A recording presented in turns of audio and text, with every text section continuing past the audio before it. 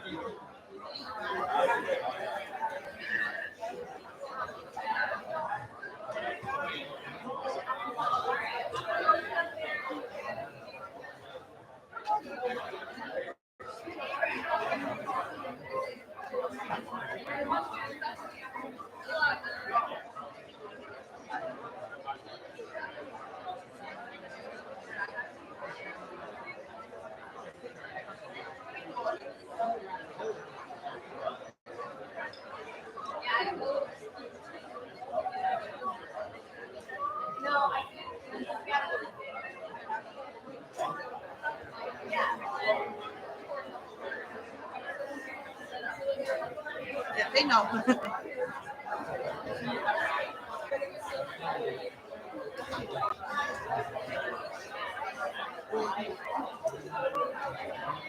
Sure.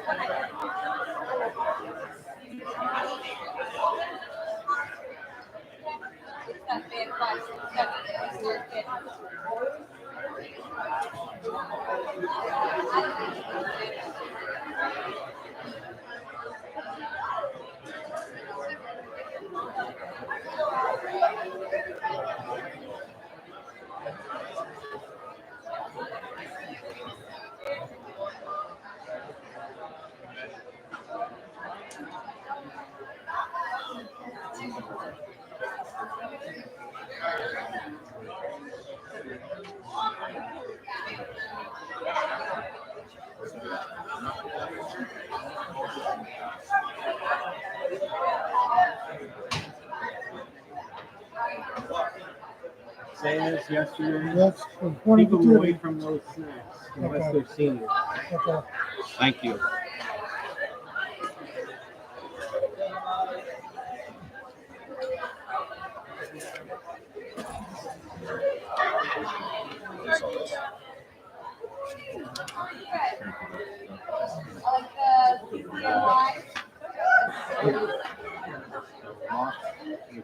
Okay, good morning, everybody. It's 8:15. We're going to get started. Welcome. For those of you who don't know me, my name is Professor Robin Disney. I am the Director of the College Preparatory Programs, and we are at day 2 of our annual Humanities Symposium, so welcome. We're going to start off today with a panel on friendship in Passing and Sula. These are 2 novels that you're going to hear about. Our first presentation, and before I actually begin, we're going to have 2 presentations, and then afterwards we're going to have questions and answers. So if you do have any questions for either presentation, just jot it down, and then we welcome questions at the end. Okay, our first panel is entitled Be Her or Be With Her, How the Obsessive Love Diatrope Corrupts Passing, and that will be presented by Denise Chen, Tristan Hall, Aurelia Liu, and Anne Montan. Our second paper is titled Stabbed in the Front, Betrayal as the Phoenix of Friendship, and this will be presented by Haley An, Kiara Chen, Sadam Jaifel, Rita Ho, and Jennifer Piao. So please welcome our first set of presenters.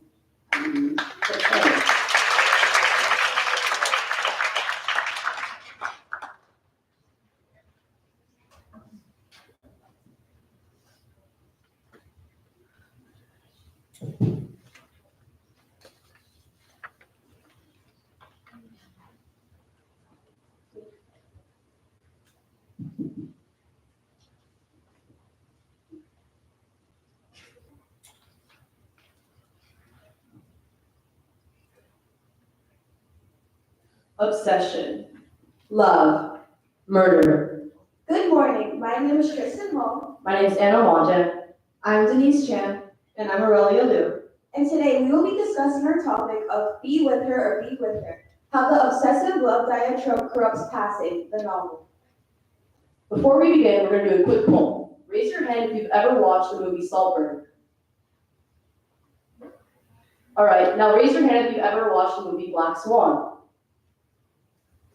See, both of these films are examples of the love diatrope and how obsession leads to murder. Today we'll be looking at Passing the Novel by Nella Larson, which follows the story of 2 biracial female protagonists, Irene and Claire, who explore their identities surrounded by emerging Harlem Renaissance culture. The 2 were childhood friends who grew apart after Claire moved away and later reunited in their adulthood by chance at a hotel suited for upper-class white individuals.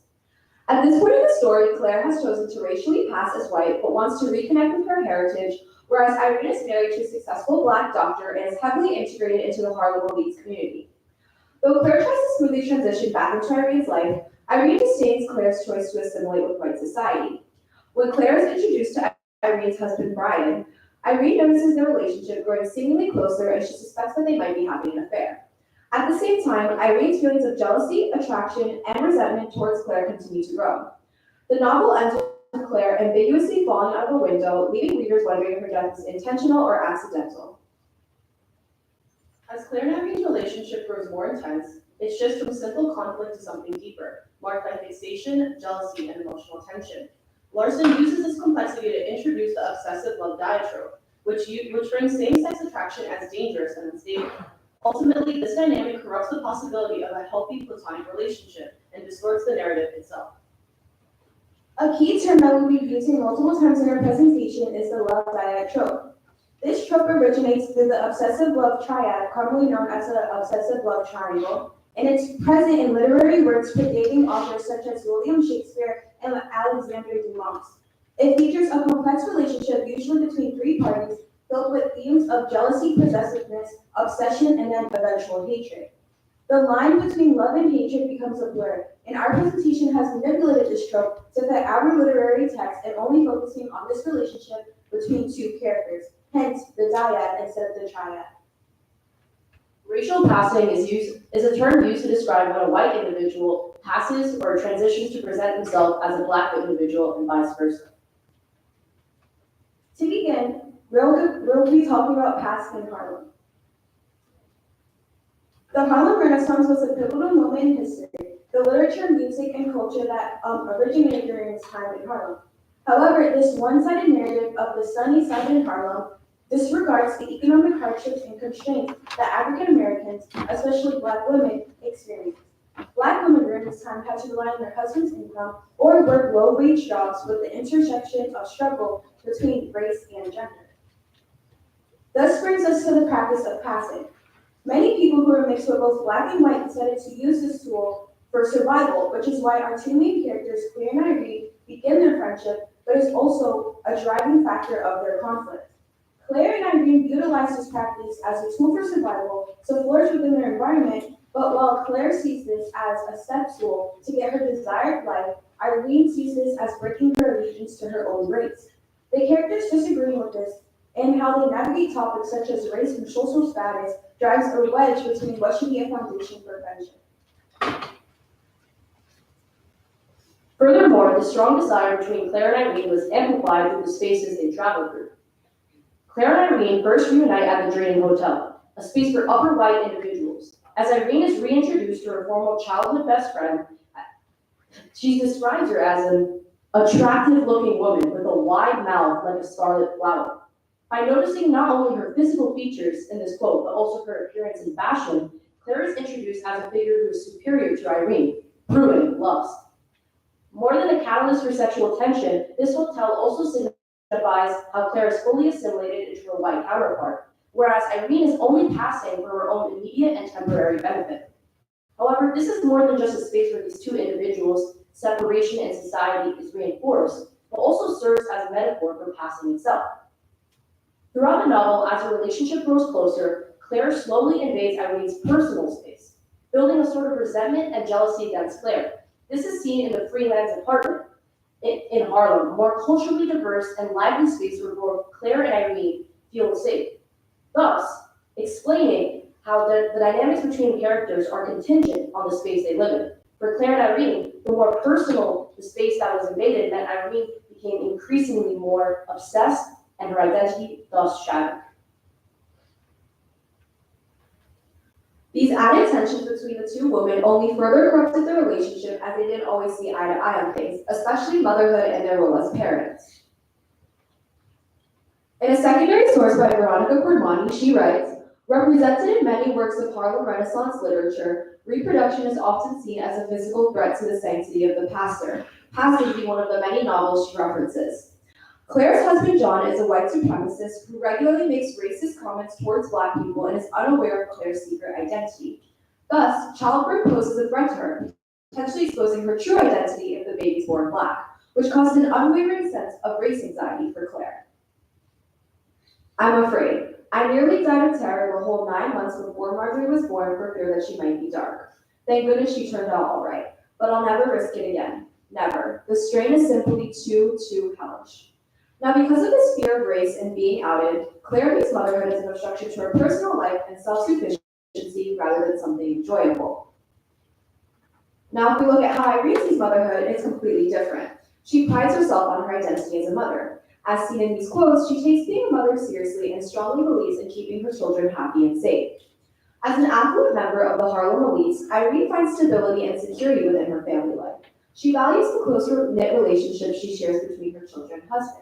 But, like Claire, Irene still has anxiety surrounding race and raising Black sons. Irene and her husband, Brian, have had many discussions about how they should raise their children, and she feels strongly about protecting them, whereas Brian would rather expose them early on so they are not met with extreme shock and fear later. As discussed, the love diatrope captures the emotional intensity of a love triangle, but between two people. In passing, that diad is Claire and Irene. While their dynamic may look like jealousy or resentment on the surface, Larson's language reveals something deeper, erotic desire masked as conflict. Although we've already explored how passing was written during the Harlem Renaissance, a time of incredible Black creativity, it's also important to note that there was an intense pressure to conform. Queer women often have to express desire through coded language or romantic relationships That's the context Larson is writing in. Irene never says she's attracted to Claire, but listen to how she describes her. A kind of feeling grace and an exotic beauty that fascinated Irene, that made her feel oddly stirred. And later, never before had she been so intensely absorbed in any individual. That's not neutral language. Irene is drawn to Claire in ways she doesn't fully understand or admit.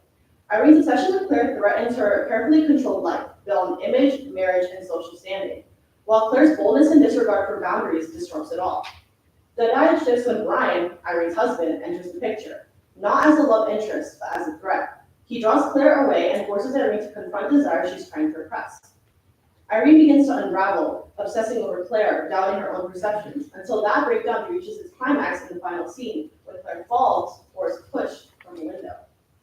Larson never confirms what happened, but Irene, who last touches Claire, thinks it was as if the thought had been with her always, hinting a deep desire to erase not just Claire, but what Claire awakens in her.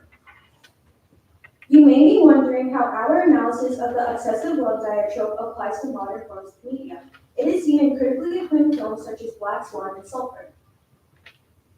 Black Swan is about Nina, who is a ballerina aspiring to be the perfect role of the Black Swan. The only competition she has is in her ballerina company, is Lily, which quickly becomes an object to hyperfixate on, as she is seen as desirable and perfect. Ultimately, their relationship with each other becomes a blur of platonic and erotic tension.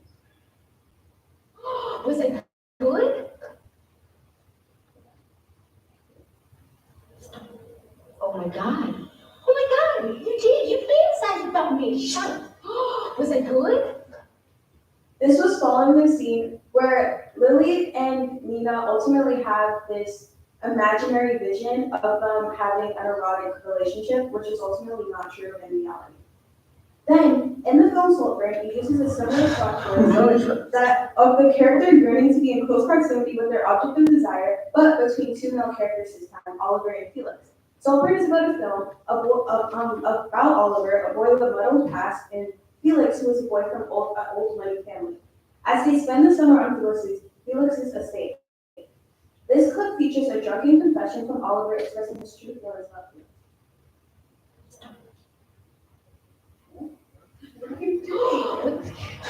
No, if I ever have to.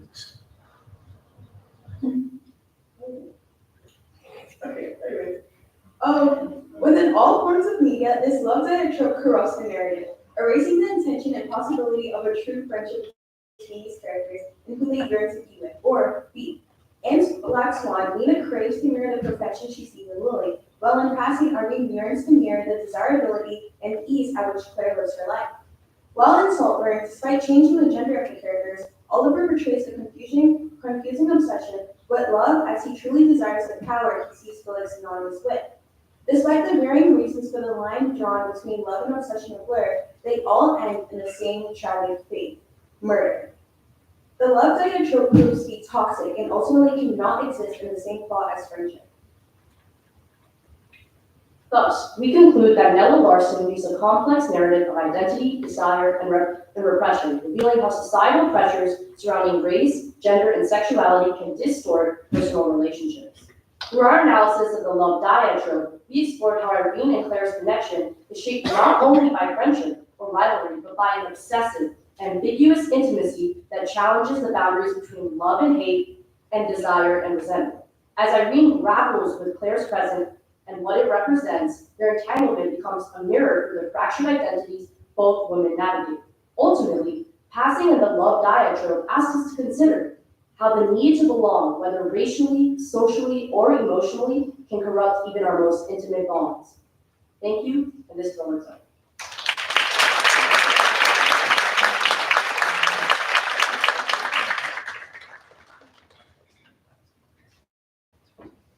Okay, thank you so much to our first group. We'll invite our second group up here.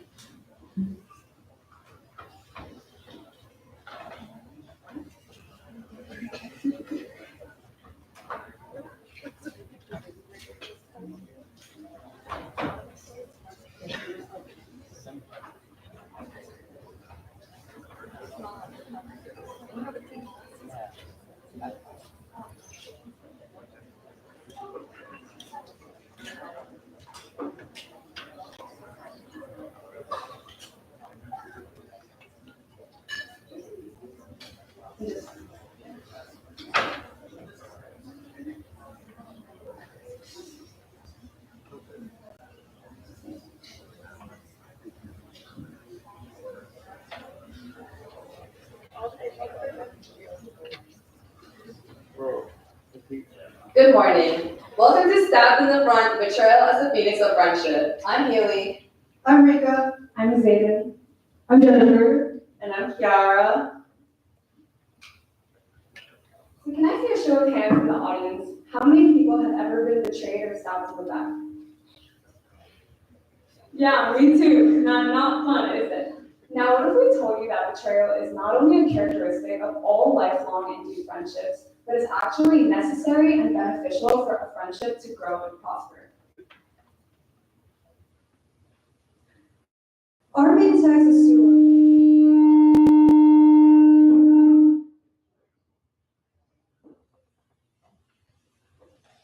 Our main text is Sula by Toni Morrison, and today we are exploring the question of, do betrayals in friendship always break people apart, or can it ever strengthen them? In Sula, the answer is more complex than it seems. The story follows the lives of Nell Wright and Sula Peace, childhood friends who grow up together. Despite Nell's conservative and Sula's chaotic family backgrounds, the two form a merged attachment. However, their relationship becomes irreparable after Sula has an affair with Nell's husband, Jude. So after reading Sula, we decided to use John M. Chu's 2024 musical film Wicked to support our ideas about betrayal. In this film, Linda and Alphaba form a strong friendship despite their initial dislike for each other based on social dynamics. However, betrayal arises as they are driven apart by their conflicting views of the system. Alphaba fights against the wizard in support of the animals, while Glinda chooses to maintain the status quo and uphold the system. Now, we as individuals typically assume this notion that betrayal precipitates the falling out of relationships. However, after examining the different factors of sexual permissiveness, attachment styles, and power structures, our group contends that betrayal serves not only as a catalyst for unraveling the nature of people's true friendships, but actually as a pathway to self-actualization, identity formation, and ultimately finding our true selves through one another. So before moving on in our presentation, we'd like to provide a key term known as merged attachment. This is when two individuals have such an intense and emotional bond between each other that they view themselves as part of one single unit rather than as two distinct and separate individuals. So moving on to betrayal and its implications. Nell's world falls apart as the two most important relationships in her life have been broken, with Sula being the direct cause. Regardless, her instincts lead her to want to confide in Sula, showing how complex Nell's feelings of loss and love are. That was too much, to lose Jude and not have Sula to talk to about it, because it was Sula that he had left her for. The betrayal was necessary because it led her to realize that Sula was the most important relationship in her life, and losing her was the real heartbreak.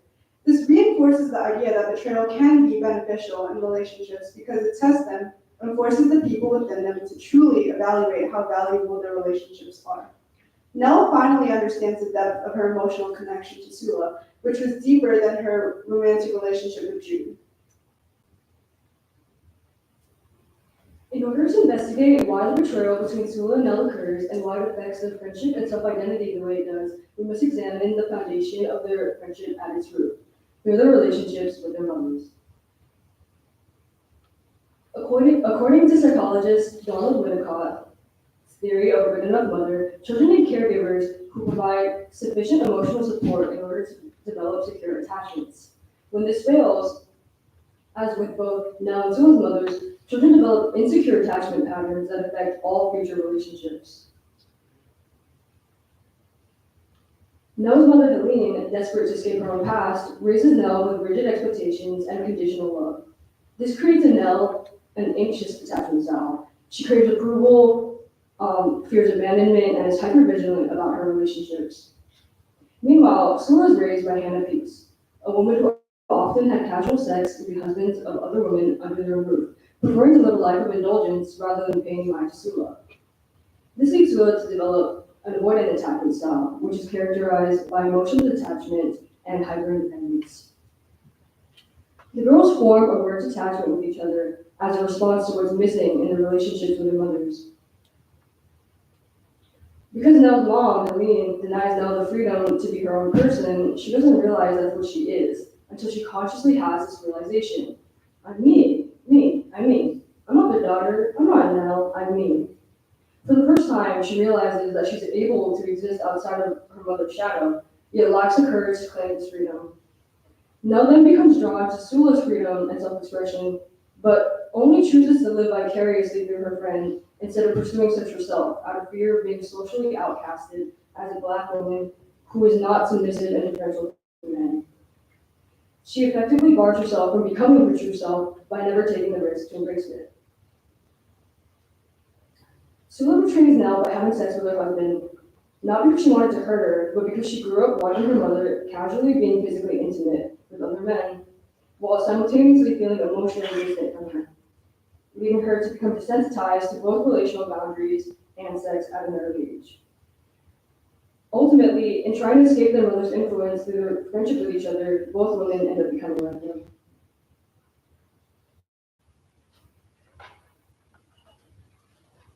In Wicked, Elphaba is a good example on how childhood experiences directly cause identity formation.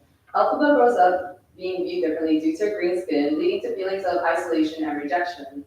Elphaba's demeanor changes throughout the film and can be called resigned. She's resigned to how people view her, and she even has an introduction for when people would ask about her green skin. No, I'm not seasick. Yes, I've always been green. No, I didn't eat grass as a child.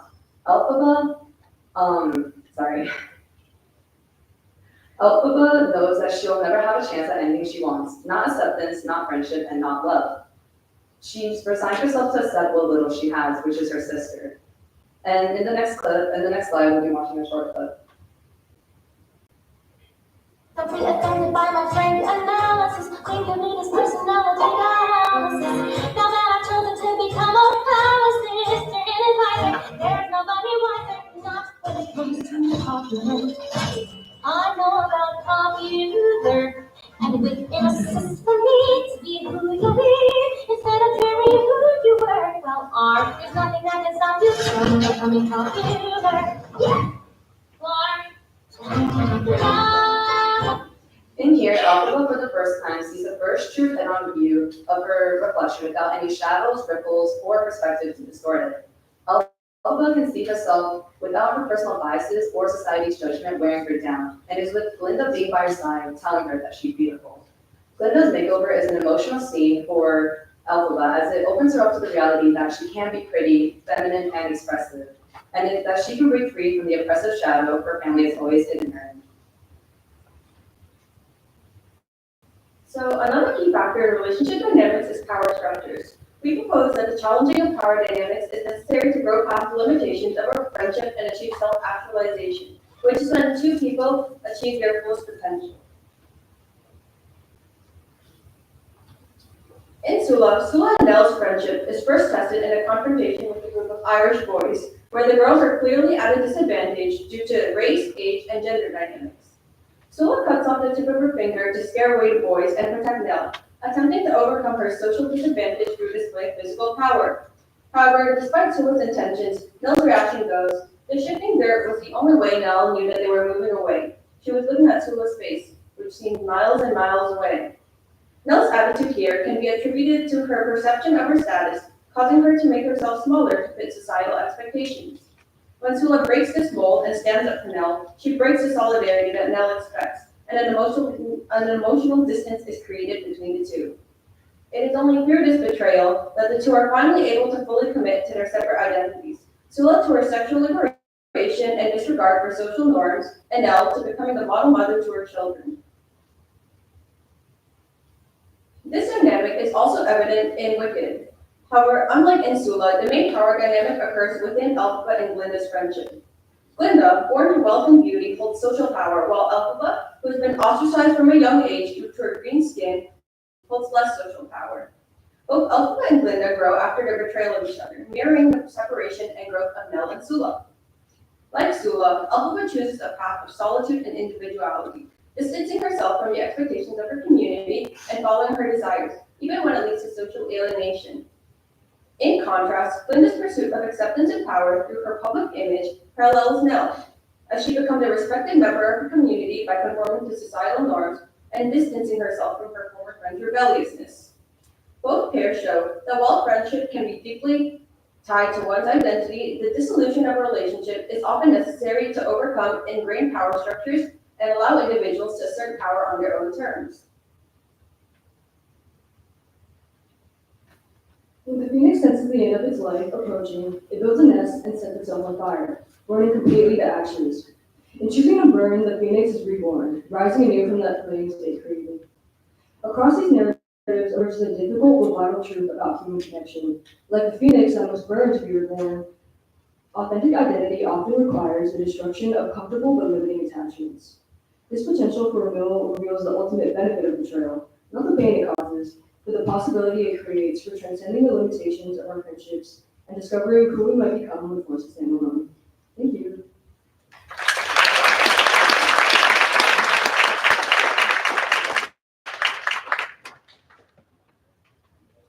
All right, two really strong papers, a lot of points of intersection between them. Friendship as not always beneficial, but limiting, causing jealousy, the differences when you break up with a friendship, what it can do for you, what you can do to others, motherhood. Any questions?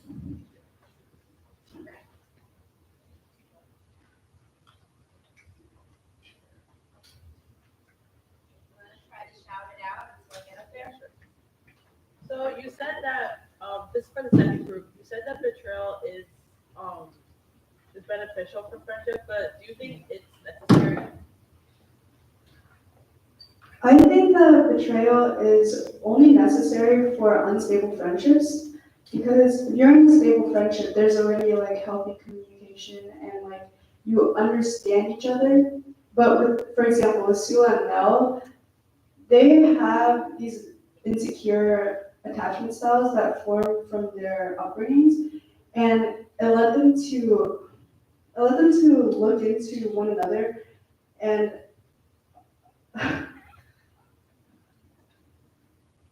Yeah, I'll add on to that. So Sula and Nell developed these insecure attachment styles based off of their relationships with their mothers, which led them to seek out what they were missing in their maternal relationships with each other without actually taking the steps to embrace their true potential. Especially for Nell, she realized from a young age that she did want to be her own person and that she didn't want to be necessarily the cookie cutter, like devout Christian mother that her mom was raising her to be, but she was never able to actualize this potential because she grew comfortable in her relationship with Sula, and she secretly lived vicariously through Sula's rebelliousness without choosing to discover that for herself. So in these cases, I think betrayal is necessary for people to become their true selves. Okay, thank you for that question. Any other questions?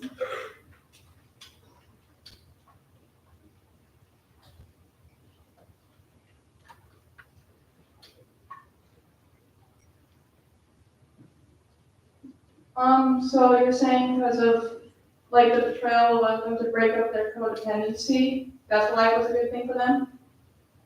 Yes, yeah, that's what I'm saying. You said that betrayal is only beneficial in an unstable relationship, is that right? So, Yes.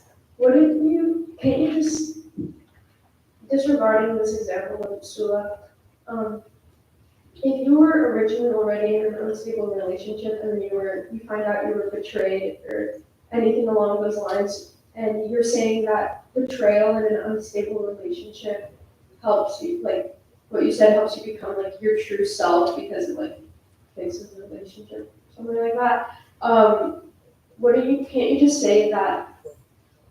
Personally, I disagree. I think that if you have an unstable relationship from the get-go when you have a betrayal, wouldn't you just get rid of the relationship that doesn't serve you anymore and then become your more true and virtuous self on your own? Because also yesterday, the professor, do you believe that that's like a situation instead of, do you think that there is leeway to like the betrayal in unstable relationships? Like, Okay, so I think what you're saying is that betrayal is not helpful to unstable relationships because people are already like feeling like unstabilized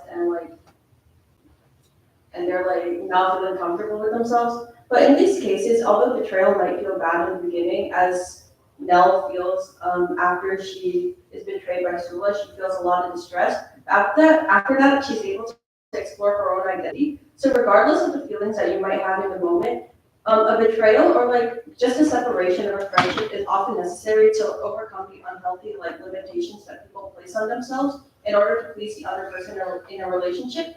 And by dissolving this kind of bond, it's helpful for people to grow into their own identities and become their own person without any like limitations from the other person. Okay, our time is running short, but could the first group maybe address something about betrayal in your text and how you're viewing the ending and the, maybe, I don't know, betrayal of Claire towards Irene or Irene towards Claire? I feel like betrayal is also evident in passing. However, we didn't see it as a way to get a more virtuous relationship, but rather it shows the end result when there's not a clear boundary between you and another person. Because as we said before, like the line between obsession and love, or even the line between a romantic feeling versus more of a erotic desire, shows that with this betrayal, it almost becomes a catalyst for the end of the relationship. But it also shows that if you're not going to be true about your intentions, or if you're not going to actually build towards a friendship, then ultimately it's always going to blow up in your face. Okay, thank you so much. So this was a great discussion about friendship. We don't all agree all the time, but it'll force us to keep thinking a lot more about our relationships. Thank you so much. This is the end of the Thank you to our presenters and thank you to our audience.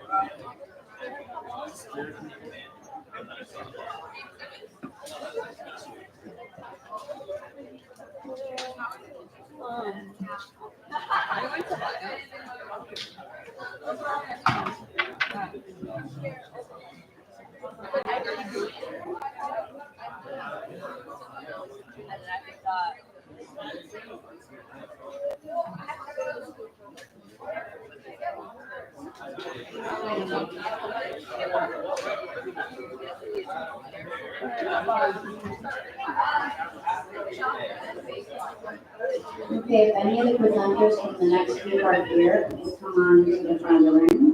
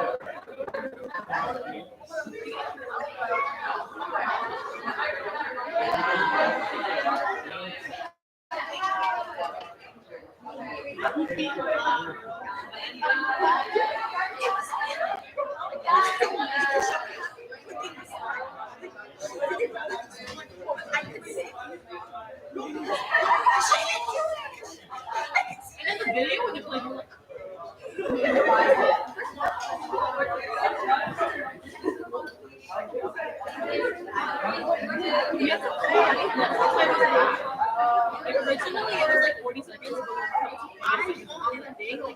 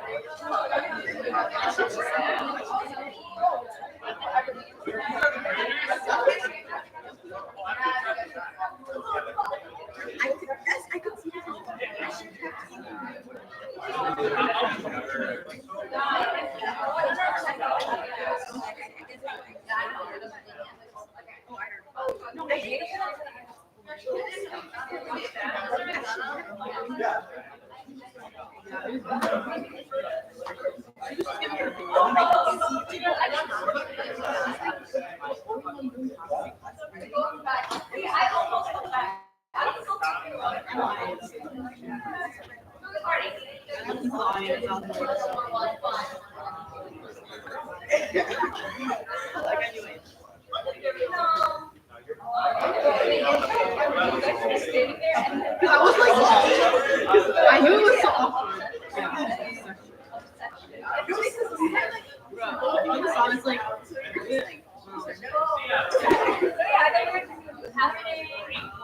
it was so gnarly. It's like, right.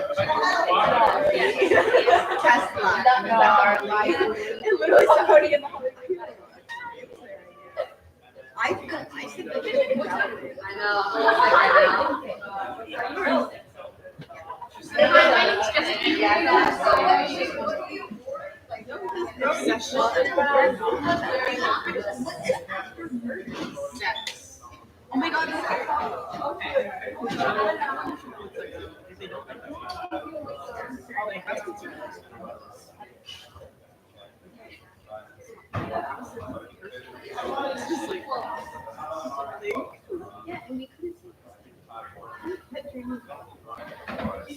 Leslie went through lesbian. Leslie. I think why they're so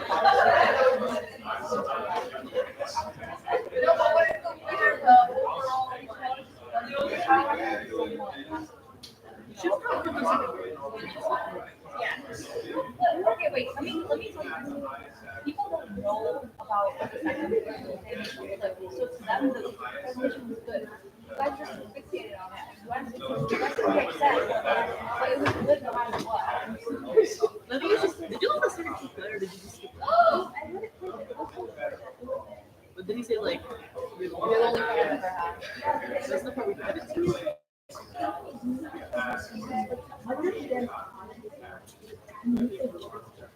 She just looked at me. She's like, listen. It's so good. It's so short.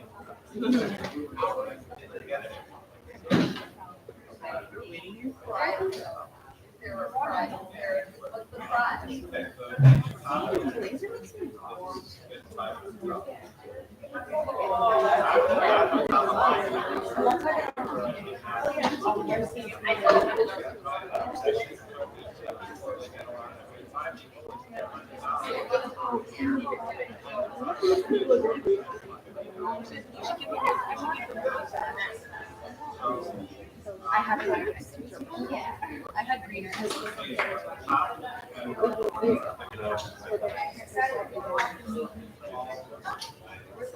So I told him. Yeah.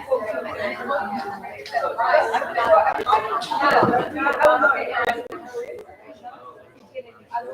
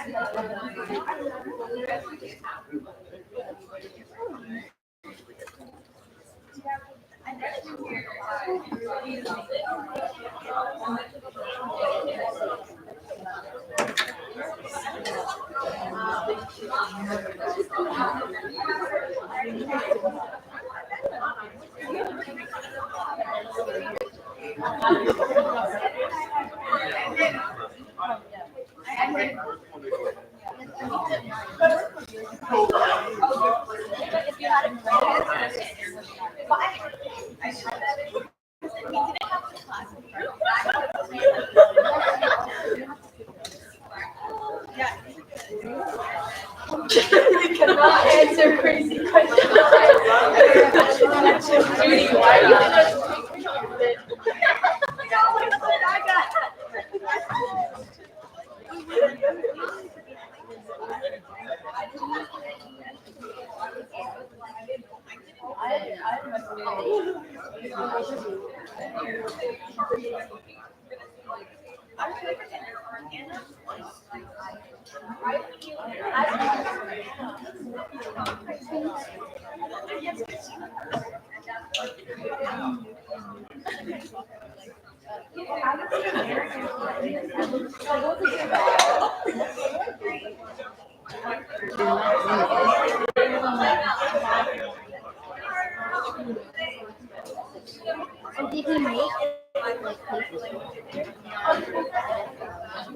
Let's go look where are these spots.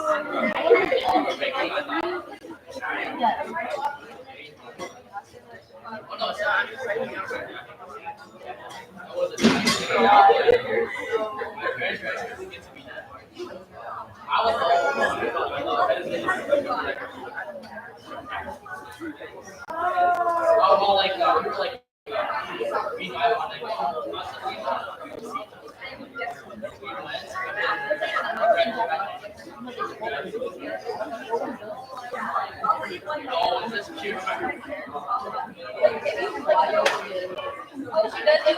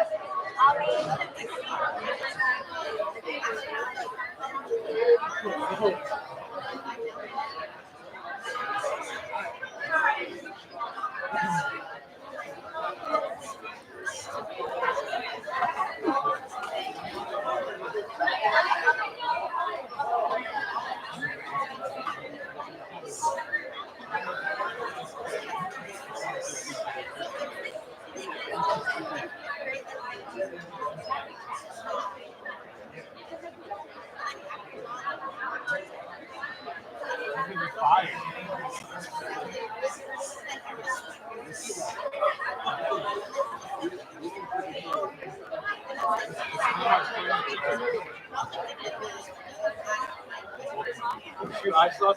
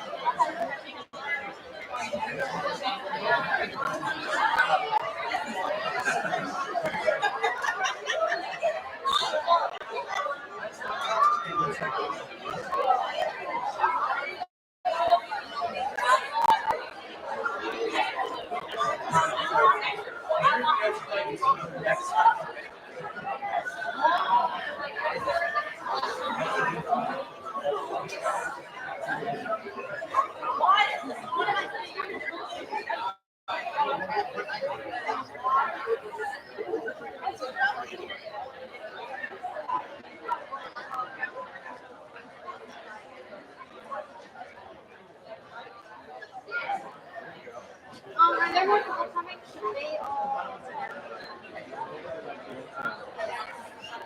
He's right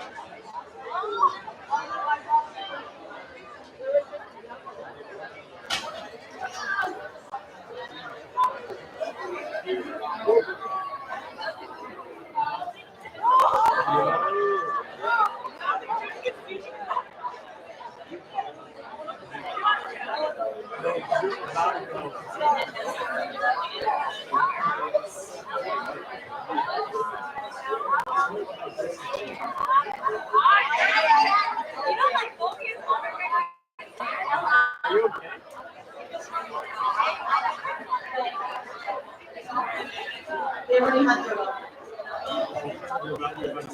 Hello, you've already had your welcome.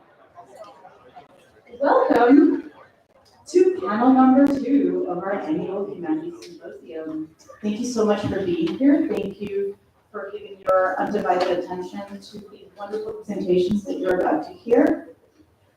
I'm Professor Shapiro, one of the faculty professors who teaches in the Symposium, and I'm a Townsend alum. I never had this happen when I was in Townsend, and as a nerd, I would have really appreciated the chance to showcase my work in front of an audience. So I just want to, kind of shout out Robin and the college preparatory program for, really putting this into motion when they did. I think it's a really wonderful opportunity, and I think you're all really lucky to see this. So I'm going to introduce our 2 panels today. Today, our panel is called Friendship in Speculative Literature. Our first group will be presenting a paper called The Freedom to Be, Friendship and the Human Potential in Parable of the Sower. The presenters will be Joseph Au, Lillian Chen, Judy Kim, and Christina Zhang. And then our second group, last but not least, will present a paper called Beyond Montaigne, The Complex Bonds of Tolkien's Friendship. The presenters are Freddie Yu, Alex Chang, Daniel Lee, and Eugene Chen. So without further ado, well, actually, one further ado. Q&A will take place at the end, right? So please take notes as the presenters present their beautiful work and wait until the end to ask your insightful questions. If you can, right, make sure you take notes for what both groups say so that you can speak to all the presenters and they can all feel honored in the work that they've done. So now, without further ado, let's start with the freedom to be.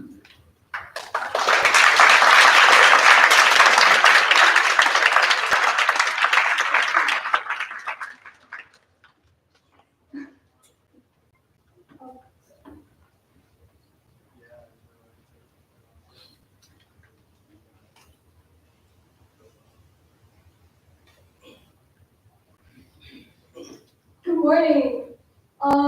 So before we present, I have a question for you, all of you guys. Why aren't you guys all wearing pink? Why aren't you wearing pink? It's Wednesday. Don't you know on Wednesdays we wear pink? But should we? I'm Judy. I'm Joseph. And this is our presentation, The Freedom to Be, Friendship and the Human Potential in Parable of the Sower. Our thesis text is Parable of the Sower, a dystopian novel written by Octavia Butler. The novel follows Lauren, a young woman struggling to survive in a world marred by extreme climate change, violence, and government corruption. In order to survive, Lauren forms a diverse group of friends who unite under her Earthseed philosophy. The Earthseed community, though initially forged out of necessity, ultimately exemplifies a powerful model for friendship. As a supplemental source, we have used the teen comedy film Mean Girls, directed by Mark Waters. The film follows the protagonist, Katie, as she navigates the social intricacies of high school. We use Katie's friend group, called the Plastics, as a point of comparison for the nature of friendships. This begs the question, what makes an optimal friend group? What primes a friend group to be efficient in their endeavors? In our analysis of Parable of the Sower, we have used the Earthseed community as a case study, which has led us to our thesis. The friend group within Earthseed works together by optimizing the diversity of its members with strong leadership that emphasizes the preservation of individuality, without compromising tolerance and flexibility for divergent values.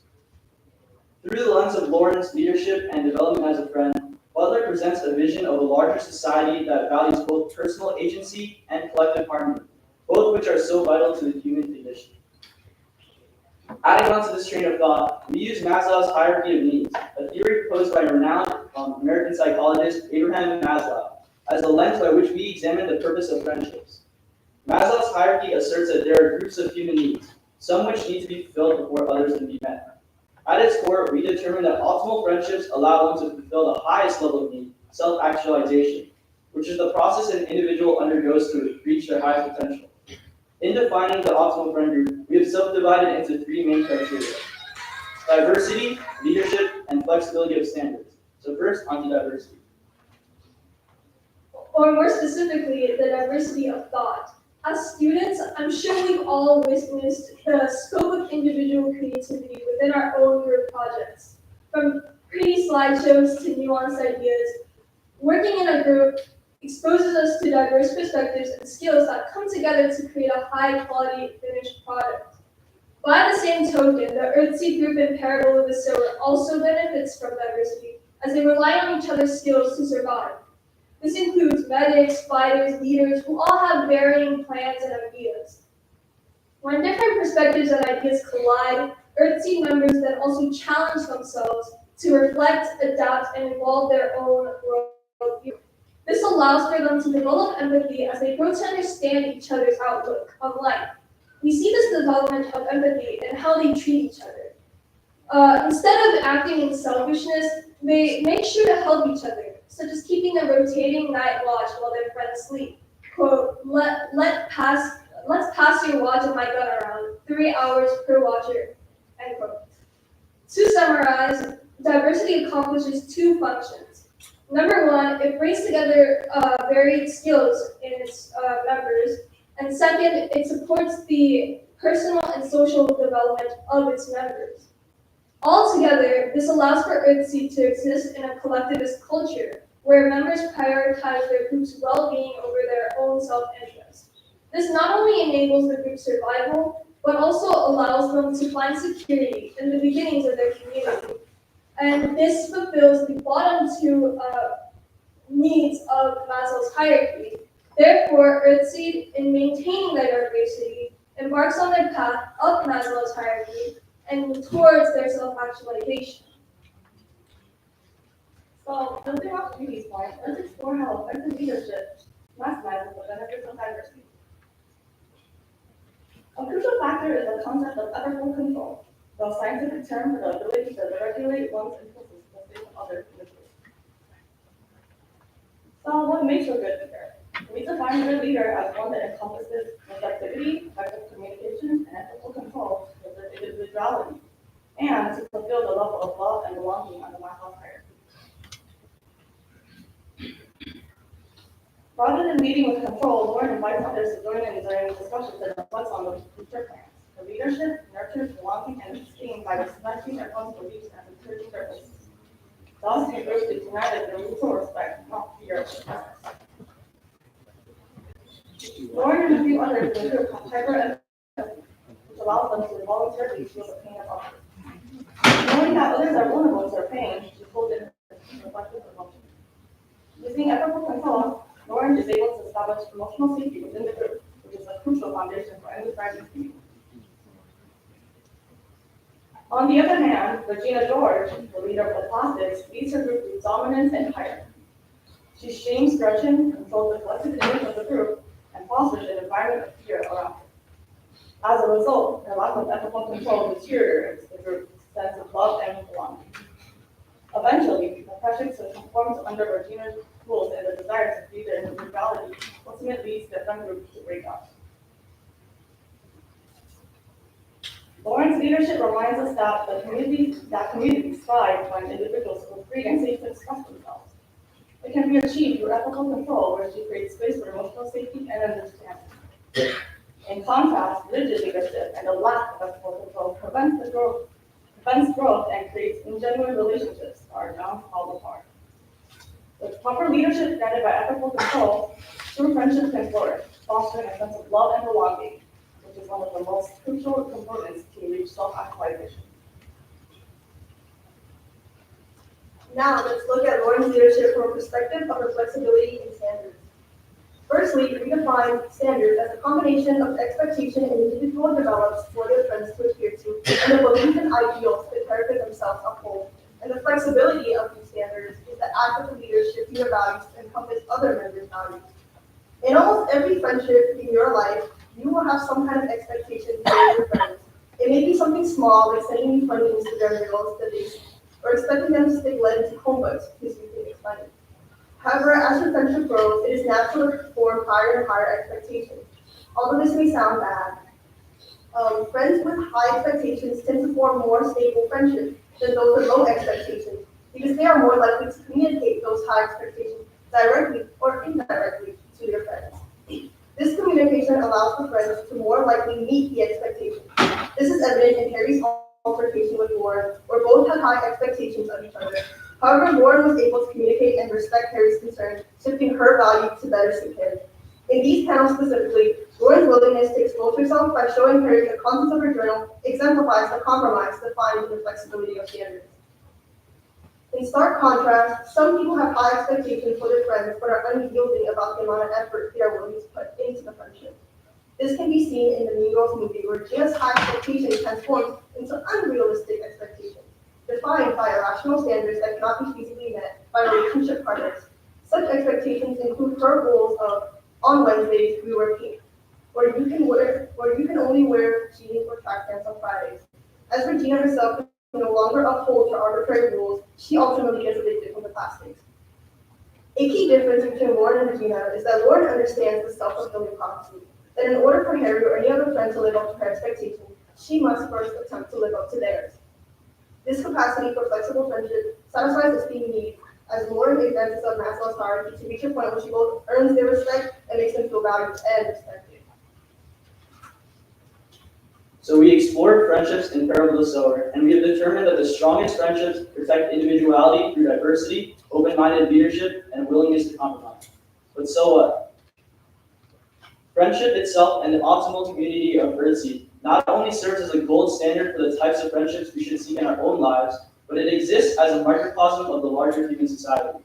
It is important to maintain individuality within the context of society, because similar to how all humans have a need to self-actualize, society as a collective has a drive for progress.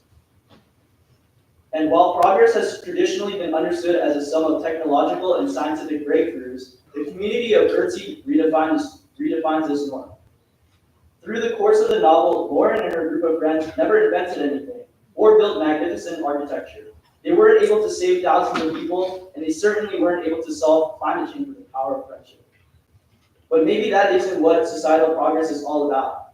What the community of Urtzi successfully demonstrated was the invaluable ability to accept and love one another, despite their differences and the pressures of external threats. Thus, as a society, we must strive for progress, a perfect world where each human is loved for their individuality.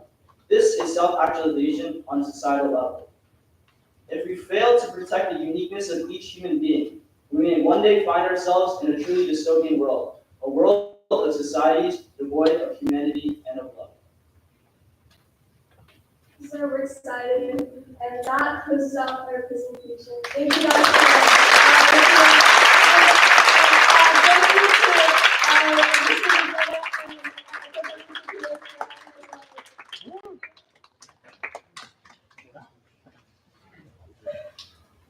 Thank you. Thank you so much. If you've never read Octavia Butler, this is your sign to read Octavia Butler. Who knew that she and Mean Girls would be a perfect pairing? And now, here is the next proof. Beyond Montaigne, the complex bonds of Token's friendship. Yeah, the foreman of the case that is not meeting today, tomorrow. I was very happy that I got to come. Was this last year? But it seems like it's going on.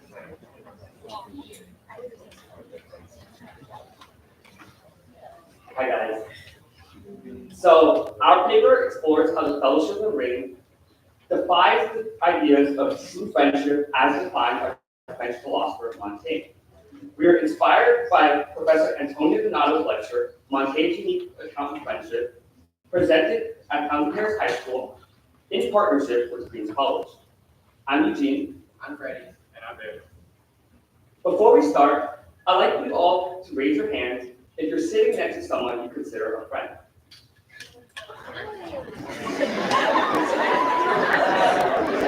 So clearly,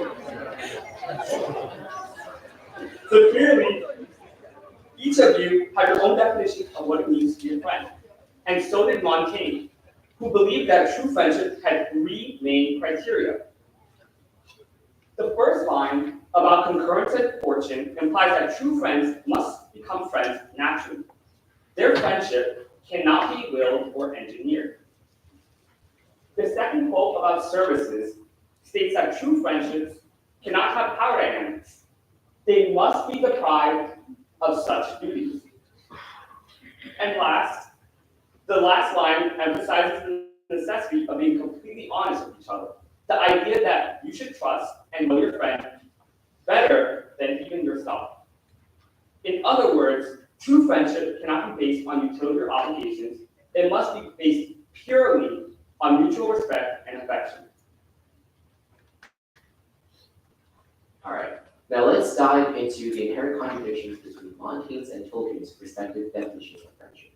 Let's start off with a quote from Montaigne's essay on friendship, in which he writes, "By how much these are friendships, that the law and natural obligation impose upon us, so much so less is there of our own choice and voluntary freedom, whereas that voluntary liberty of ours has no production more promptly and properly its own than affection and friendship." Now let's break this quote down. What exactly is he trying to say here? Montaigne is comparing and contrasting two types of friendships. The first one are friendships made out of obligations, such as political, legal, and professional. He is also comparing that to friendships formed purely on the basis of affection. Now, there's another important detail in this excerpt I'd like to draw your attention to, which is that word "whereas." Now, you might ask, why is that word important at all?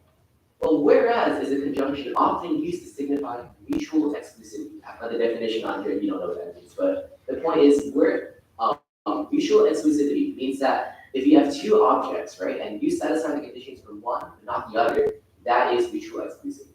In the context of friendship, what I'm trying to say is Montaigne is describing that there are two types of friendship: obligatory friendship and true friendship. And you satisfy the conditions for one or the other, but you can't be both. Well, we can represent that as a Venn diagram, right? You've got one circle for alliance and obligation. You've got one for true friendships. Now, do you know these circles don't touch, they don't intersect, because it is not possible for a relationship to be both. You are either one or the other. Now, that begs the question, where exactly does the Fellowship of the Ring fall into this dichotomy? Well, on one hand, the Fellowship is certainly an alliance of obligation. We see it in Book 2, Chapter 3, The Ring Goes South. Tolkien writes, "The company of the ring shall be 9, and the 9 walkers shall be set against the 9 riders that are equal." And he also writes, "They shall represent the other free people of the world, elves, dwarves, and men." Now, let's ask ourselves, first of all, what is it that links these 9 people together? It is certainly not mutual affection, as would be the case for any true friendship under Montaigne definition. Rather, it is a common goal. Their common goal here is to destroy the ring, to defeat their enemies. And secondly, these members did not choose to be with each other. They chose to be part of the group, but they didn't personally select each other. Rather, that was the task of Elrond, who was the narrator of this passage. Now, but the other hand, why fellowship represents a true friendship? Well, this has been the study of scholars for decades. Professor Martina from the University of Constantine writes, after nearly 30 years in close company, they became so familiar with each other that most of the time, Sam was even able to guess Frodo's thoughts accurately. She even writes that it signifies that he loved him for his sake and not for any other benefit, which certainly does satisfy the conditions for a true friendship under Montaigne's definition. And this is just one friendship. We see other examples of true friendship between Bilbo and Frodo, Legolas and Gimli, Merry and Pippin, and plenty more we will cover in this presentation. So that makes it very clear. The Fellowship of the Ring somehow satisfies the conditions for both an alliance of obligation and a true friendship. But that shouldn't be possible under Montaigne's definition. So why is there this discrepancy? Well, that might have to do with Tolkien's personal experiences in the Great War. Tolkien served on the British military, which we will certainly define as an alliance of obligation, right? The soldiers aren't bound by mutual affection, rather they are bound by the common goal of defeating the enemy. And yet, despite that, J.R.R. Tolkien experienced true friendship while out on the battlefield. Some of his closest friends later in his life were fellow soldiers from Britain.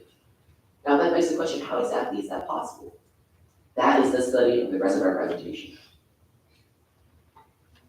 Somewhat ironically, within the text of the Fellowship of the Ring, the climax occurs when Aragorn betrays the Fellowship and subsequently the Fellowship shatters. And why is this interesting, right? It's interesting because Montaigne would see this as an example of why an alliance of obligations wouldn't succeed, as why a personal desire might get in the way of forming a proper friendship where trust and obligation are balanced, correct? So the problem with this, however, is that this doesn't really paint the full picture. Tolkien, however, shows that the impact of these events, the impact of this alliance, stretches far beyond and after the establishment of the Fellowship. And in order to better understand this, I think it's better to focus in on a key trio of the Fellowship, that of Aragorn, Legolas, and Gimli, as depicted above, a human, an elf, and a dwarf. So why is their relationship so interesting? As seen in the first highlighted section above, even between the dwarves and elves, it signifies that there are decades, centuries of hatred and distrust between that of the dwarves and elves. However, it is the bond that brings them together. And that bond isn't that of love. They would have never met each other. They would have hated each other if not for Gandalf bringing them together in the other highlighted line. But I beg you to, Legolas and Gimli, at least to be friends and to help me. I need you both. So this shows that their relationship isn't just one of love, but one of obligation. So with this in mind, how is it that they managed to form a trustful and reliable relationship with each other, where they overcame racial prejudice, as seen above in these highlighted parts? And I too will go and said Legolas. It would be faithless not to say farewell. It would indeed be a betrayal if we all left him, said Aragorn. So ultimately, this means that Montaigne's definition of true friendship cannot be fully accurate, as it was this alliance of obligation. that pulled them together and allowed them to form a true friendship. So I'd like to start this section off with another quick poll. Please raise your hand if you've ever stopped your friend from doing something stupid. It seems like many of you have experienced this, and this was the exact same dilemma that Gandalf faced. Please keep this question in mind.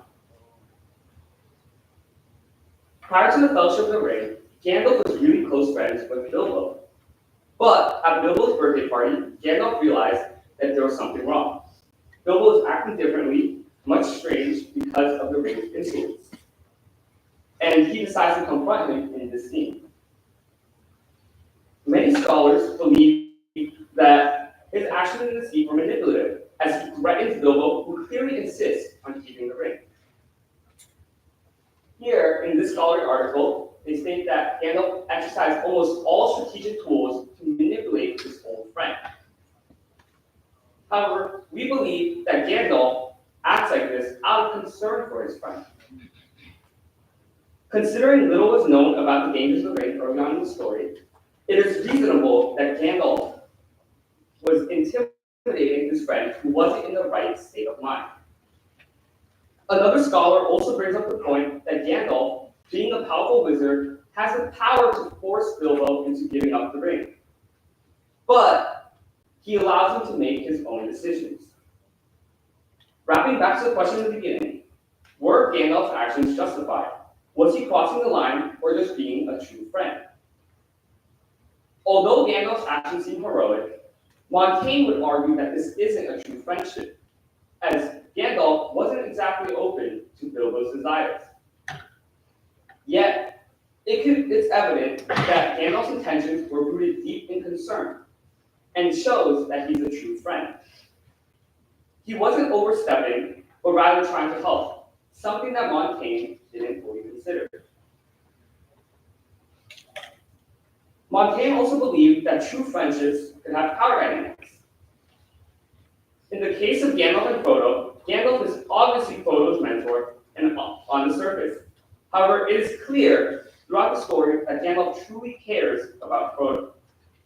In this scene, where Gandalf acknowledges the harsh reality Frodo's in, being pushed into the dangerous role of ring bearer, Gandalf goes beyond the role of a mentor and provides Frodo with comfort in a time of distress. It can also be noted that many points in another scholarly article that discuss how Gandalf is a perfect mentor for Frodo, it also highlights how Gandalf truly cares about Frodo. The second half of this quote shows not only how Gandalf offered heartfelt reassurance, but also inspired Frodo into fully accepting the burden of the ring. Gandalf transcends the traditional boundaries of mentorship, offering not just guidance, but also the kind of emotional support you would get from a friend. Transforming his connection with Frodo from one of a mentor and a student to one of a true friendship. Despite having roles in the relationship, Gandalf and Frodo's actions redefine Montaigne's rigid standards, showing how true friendship can still exist within power dynamics. So why does this all matter? Why does any of this analysis form any basis on our lives? Well, it's interesting because in his aim to create a succinct and proper definition of friendship, Montaigne has lost that human element that is so important to our friendships today. He has lost the importance of the nuance of the relationship between individuals who are unique and different in their own rights, with different backgrounds, with different beliefs, with different desires, right? And in an aim to fulfill these requirements, it is obvious that you would have lost that sense of humanity within your friendship. So ultimately, this means that it is impossible to define friendship within a set of rigid rules, within a set of regulations that you can't properly fulfill and would interfere with what you are able to do and what you are able to form in a friendship. And in sum, friendship is something that cannot be defined. Friendship is something that you are to discover yourself. Thank you. Thank you.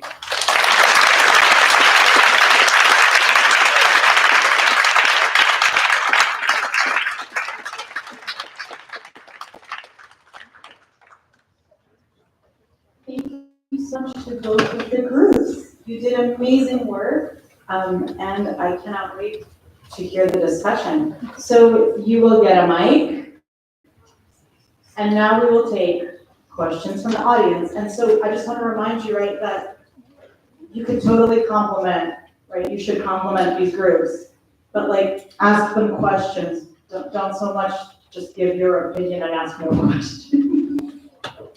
Mix a little bit of both. So, questions for our illustrious groups? For real?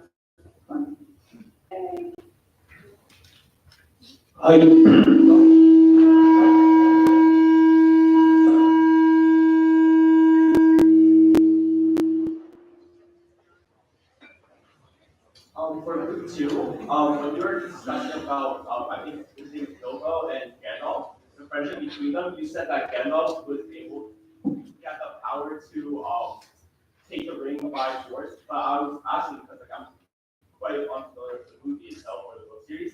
That did he actually did Bilbo give the ring back to Gandalf? Yes.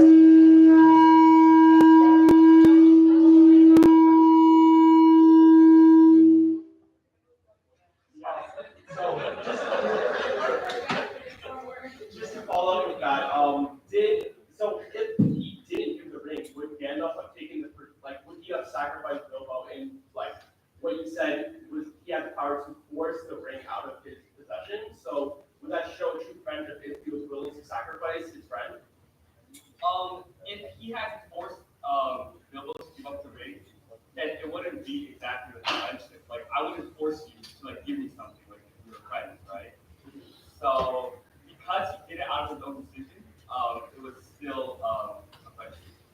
So I just like to pose a question: what happens if the influence the ring had over Bilbo was more than his because he was in the correct state of mind? What happens if the ring had too much power over Bilbo? So would Gandalf ultimately make the sacrifice of Bilbo? That's a bit of a difficult question because that doesn't actually happen in the book series. So the point is that the reason why we might argue that this is a friendship is the fact that Bilbo was able to overcome the desire of the ring, and he still chose to prioritize doing the right thing and preserving his friendship with Gandalf. We have another question.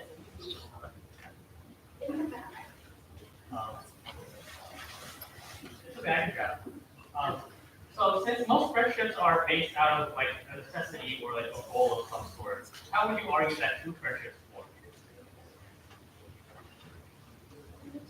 Which group Oh, are you asking? sorry. Okay, so although most friendships are born out of necessity, it is what happens during and after this friendship that helps you form a true friendship, right? Because you have to meet somehow, right? You can't understand another person if you've never met them. If you've never talked to someone in person or online, or you've never interacted with someone, you wouldn't understand how they felt. You have to meet initially to form a connection later, right? So the formation of a true friendship happens when you obtain understanding after the fact, after you've already formed that alliance initially, that friendship based on needs. Okay, we have one more minute, maybe a question for the first group. Great. Yeah. So, for the first, you guys talked about how would you say a friendship is effective if it's either that it doesn't work? So, let's say a person doesn't have their needs met or prioritize things. Well, I think that Maslow's hierarchy is structured in a way that, well, I did survival, right? I did survival and I did safety, and I argue those are related to quality of life. It goes from what you need to survive to what you need to thrive. So I'd argue that out of order, it doesn't entirely make sense if you don't have your physiological needs met and then your love and belonging met. I think that if there is room for leeway, but there's not that much room for leeway because it's structured in a way that because you need to survive to thrive, essentially. You're right, and that's what we say that you can't meet the higher need for the survival. So that's a really good question. Thank you so much for bringing in all the groups together. Thank you for your beautiful research.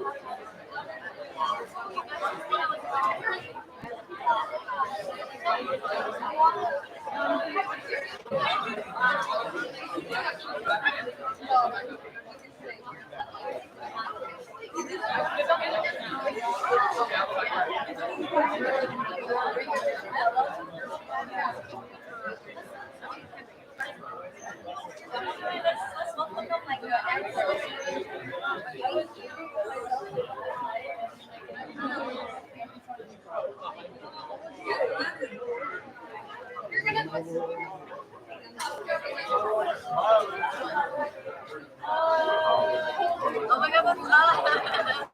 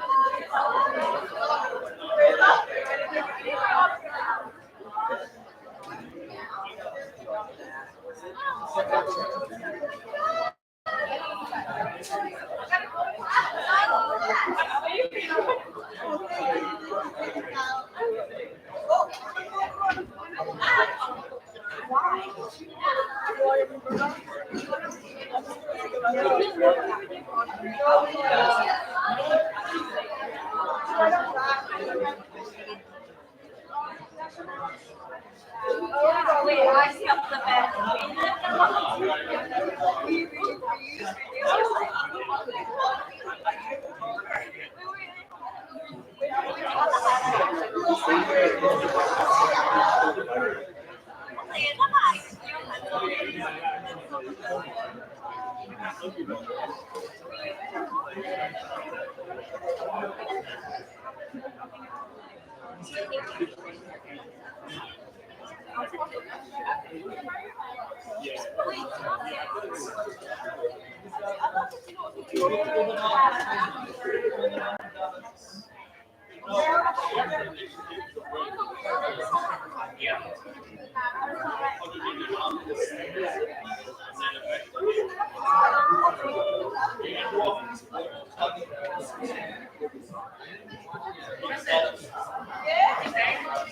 Honestly, the entire time, I'm dedicated. Are you saying? Oh, yeah, here.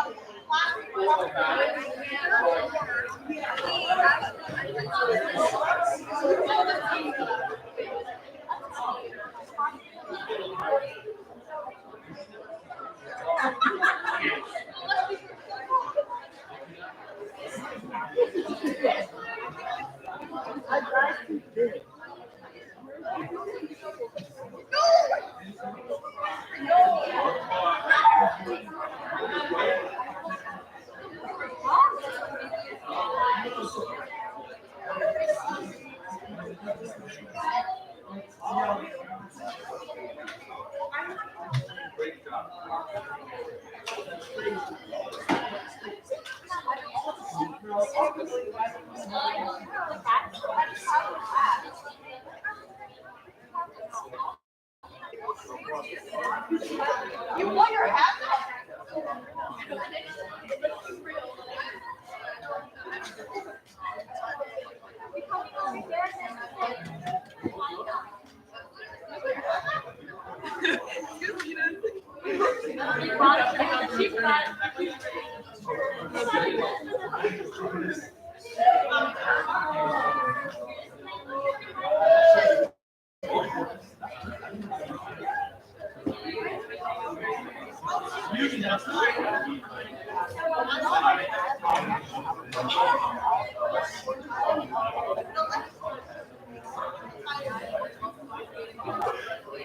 I think I'm anywhere better to live. Is there a fire there? Is it fall? Are you after that thing for the symposium? Oh yeah, right here, right here. How'd it go? Did you What's the pitch for it? It was incredible. What do you mean it was all right? Got it, okay. Yeah, it was good. I wish it was You would not wear her furs of the gun. You would not. Wait, you want the window? What do you chose to?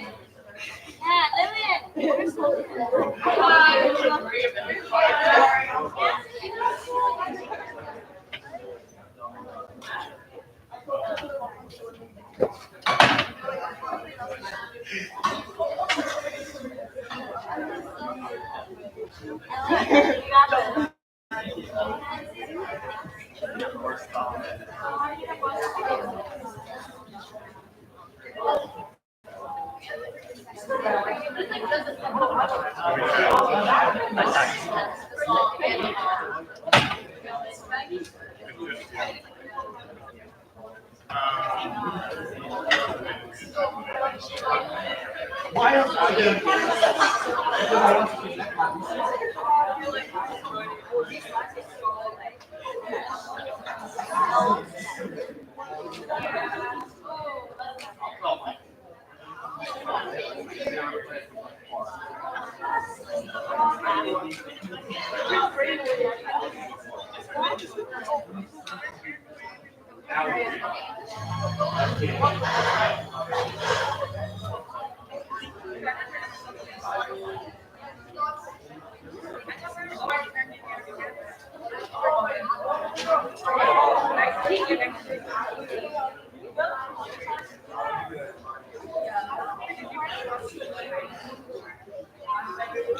I just keep being like seriously.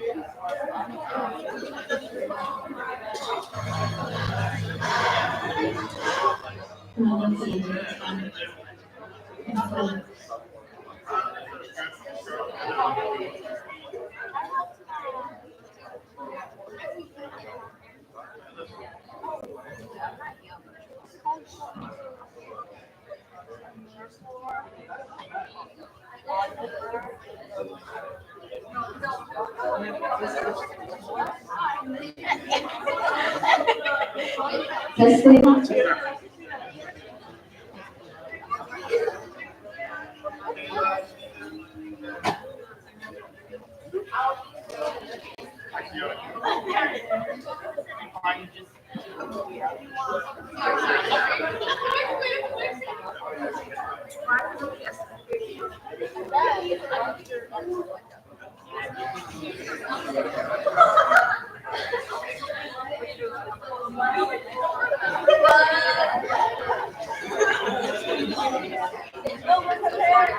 you see it?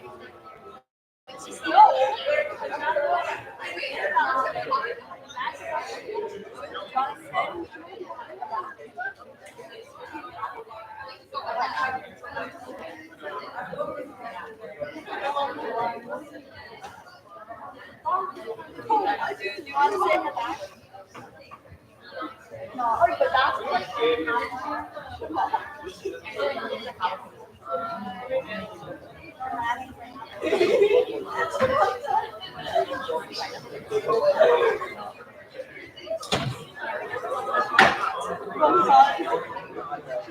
did it! No, I didn't! That? There's no E! What is this I? No, I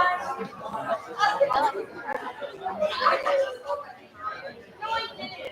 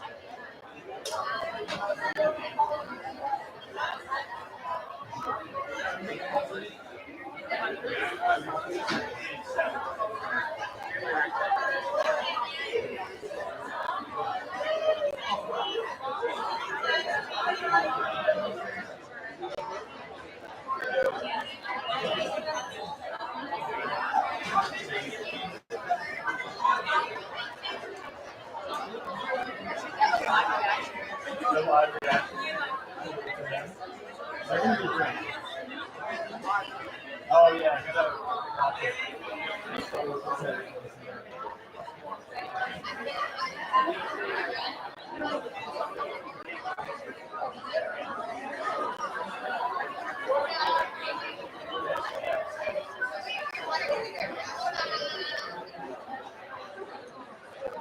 I can't stop thinking about that article.